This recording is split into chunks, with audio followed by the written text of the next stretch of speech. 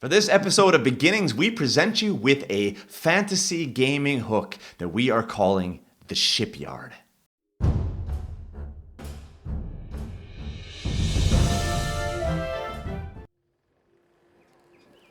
With a loud bang, the heavy-laden door to the warehouse swings open in a violent arc. The sharp rays of the morning sun pierce their way through the dusty darkness. Standing in the doorway is a man of medium stature with weathered leather clothing and even more weathered skin. Stinking of rum and rotten fish, his bloodshot eyes erratically scan the blackness. Greenshanks, you in here? It's me, the first mate to the Willow Weeper. Sun's up. It's time to move. In the furthest corner of the room, a dark figure slowly rises up from behind a wall of wooden crates. Groggle, please introduce yourself. Here, you're gonna need this. We can't have a 7-foot orc walking on the docks in bright daylight. And with that, he throws Groggle a long, black hooded robe. Follow me. But not a pipe. First Mate Goddard and Groggle carefully make their way out of the dark warehouse and into the brilliant purples, reds, and oranges of the bright morning sun.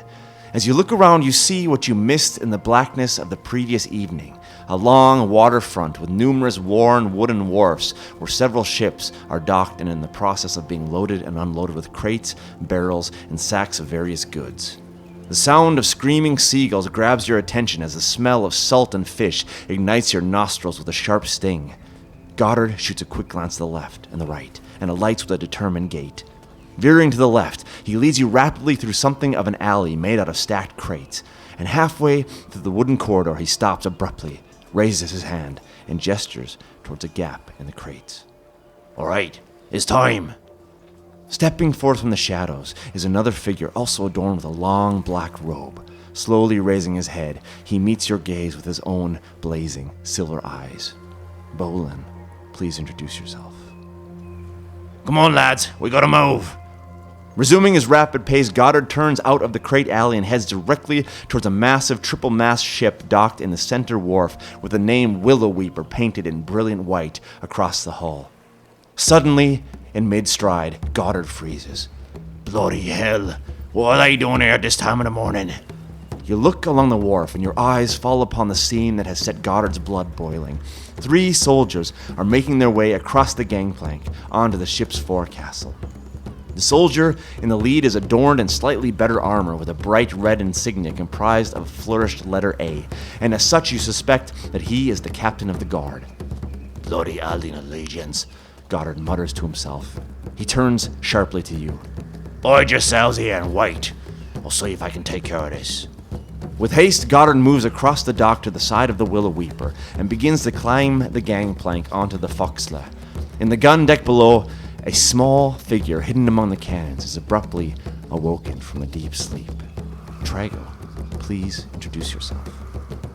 The footsteps come to a halt as you, Trago, strain your ears to hear the conversation above.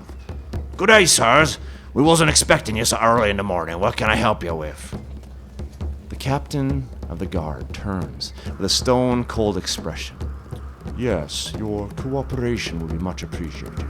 You see, we have recently had some problems with, what shall I say, unauthorized goods coming in and out of this port.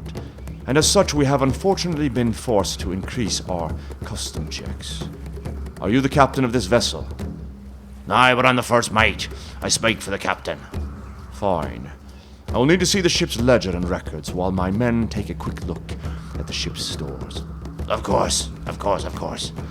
As Goddard quickly heads off to the captain's quarters in order to fetch the ship's books, the 2 soldiers begin to descend the creaky stairs leading from the forecastle down to the gun deck and eventually the ship's stores.